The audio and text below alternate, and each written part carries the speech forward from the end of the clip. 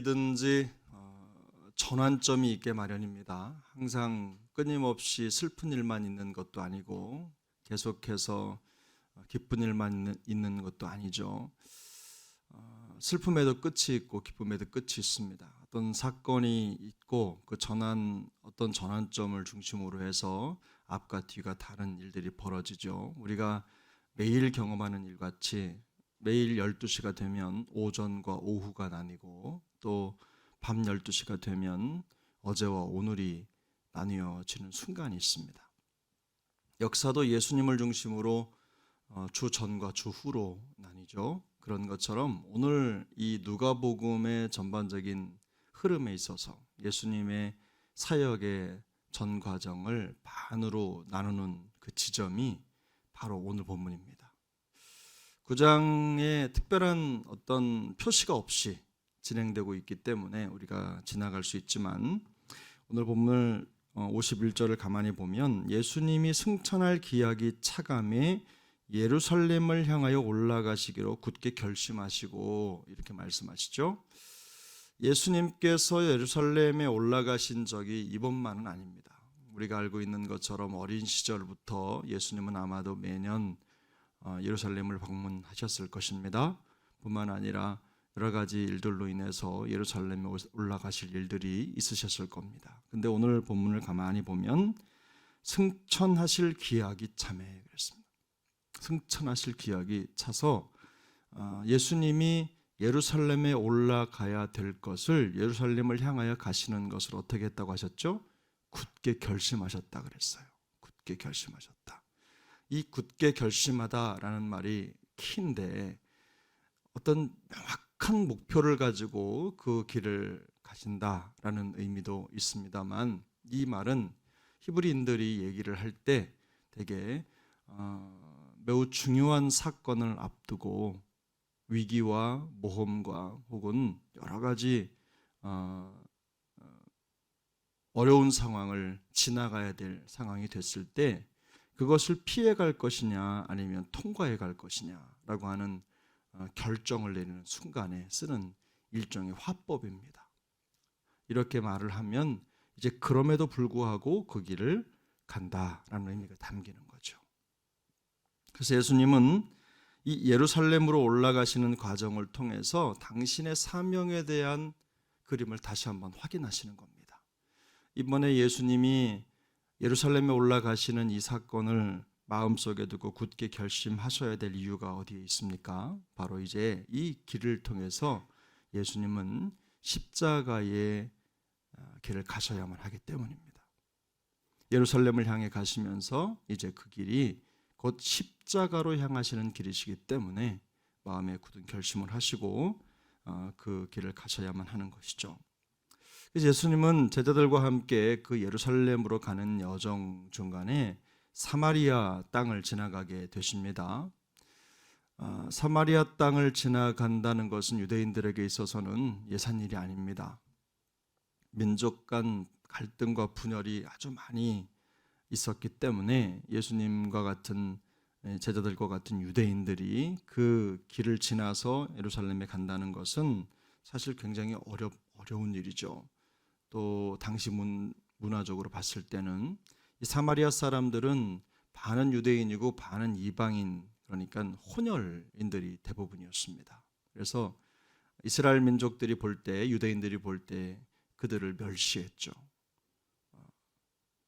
과거 이스라엘 민족들이 가나안 땅에 살면서 그 땅과 통혼하지 말라고 한 하나님의 말씀을 어긴 대표적인 증거가 바로 이 사마리아 민족이 되는 것입니다.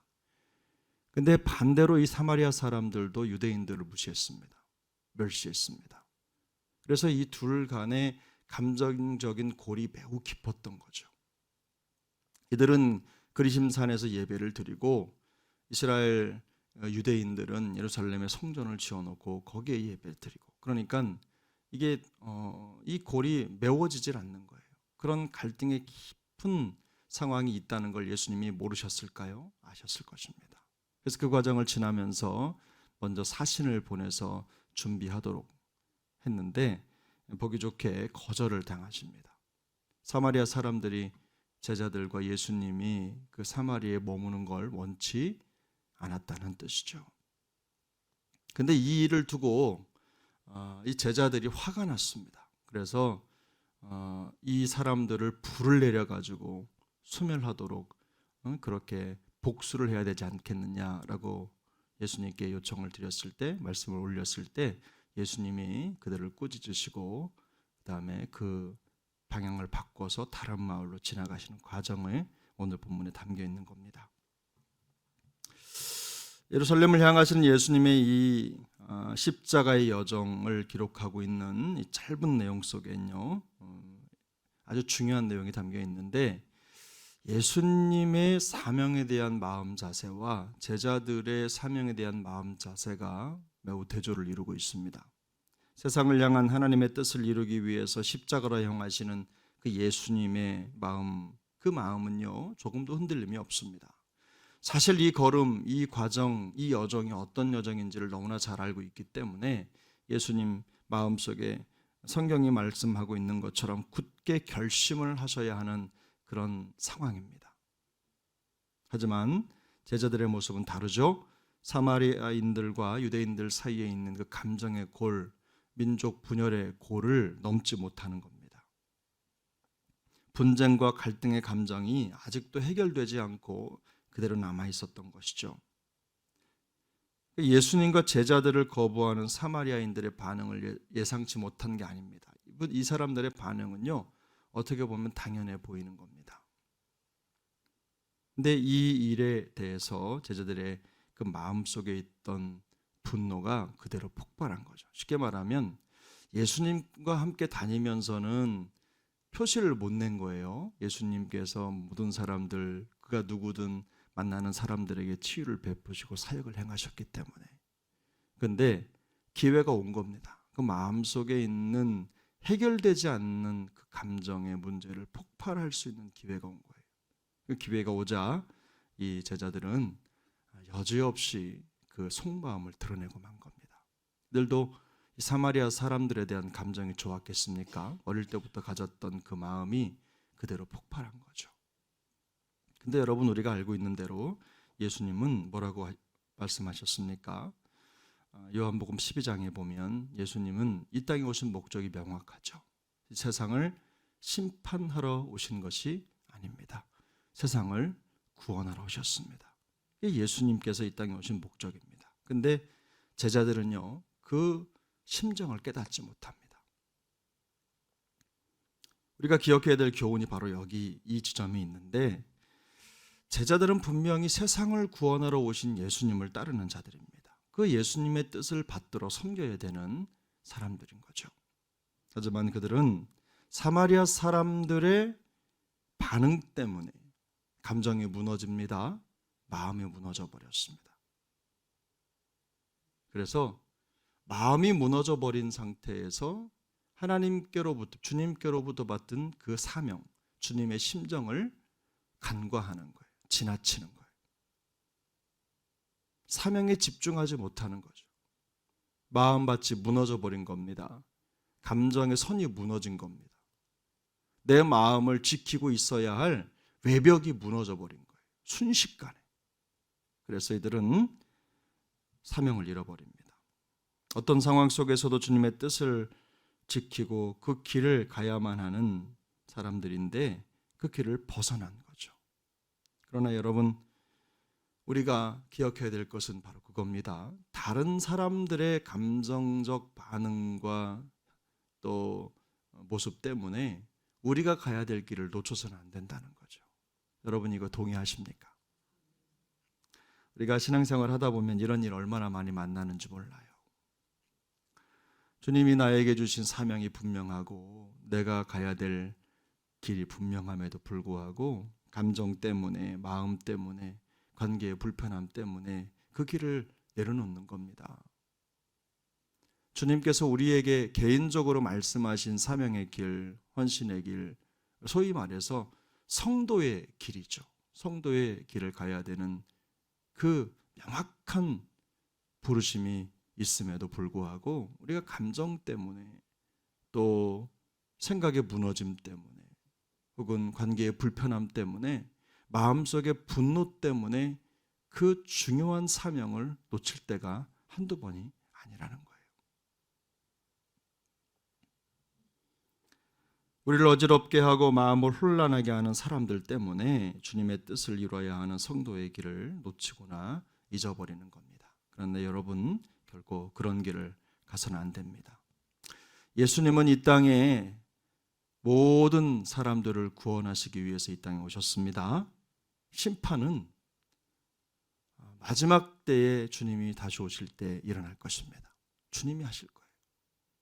그럼 우리는 어떤 일을 해야 됩니까? 이 땅에 남겨진 우리는 예수님께서 그 제자들에게 맡겨주신 귀한 사명의 걸음, 또 성도의 사명을 끝까지 감당하는 겁니다. 그게 우리에게 맡겨주신 본분인 거죠. 우리가 마음이 불편하고 또 어려운 일 당할 때 마음속에 이런저런 분개심이 올라올 때 그 불편함을 이해하지 못하는 거 아닙니다. 사람은 살다 보면 이런저런 관계 속에서 어려운 일을 당할 수 있죠. 충분히 그럴 수 있습니다. 사람이 미워질 때도 있습니다. 없는 거 아닙니다. 관계가 불편하고 또 이런저런 일들 때문에 가던 일을 멈춰서고 싶을 때가, 그런 마음이 드는 적이 한두 번이 아니죠. 그러나 그럼에도 불구하고 어떻게 해야 됩니까? 우리가 그 마음의 불편함보다, 우리의 마음속의 분노보다 주님이 우리를 성도로 부르신 그 부르심의 목적을 먼저 떠올려야 되는 것입니다. 우리의 삶의 뱃머리는 내 감정이나 내 불편함, 마음의 상황이 아니라 주님이 우리를 부르신 부르심이 되어야 되는 것입니다. 그렇게 될 때 우리의 믿음의 항해가 흔들림이 없는 것이죠. 그래서 야고보서 1장 20절은 말씀합니다. 사람이 성내는 것이 하나님의 의를 이루지 못함이니라. 의를 이루지 못한다라는 이 야고보 사도의 고백은요, 구원받지 못한다는 말이 아닙니다. 의를 이루지 못한다는 것은 의를 옷 입은 사람에게서 나타나서는 안 되는 모습이라는 뜻입니다. 우리 성도들은 의를 옷 입은 사람들 아닙니까? 하나님이 우리를 의롭다 하셨어요. 예수 그리스도의 그 보혈의 능력, 그 피로 의롭다함을 받은 것입니다. 그래서 여기서 말하는 의는 바로 하나님이 기뻐하시는 행동을 말하는 거예요. 그 성도의 의는 하나님을 기쁘시게 하는 데 있습니다. 그래서 보면 분노나 마음의 어그러짐을 경계해야 되는 이유가 바로 여기에 있죠.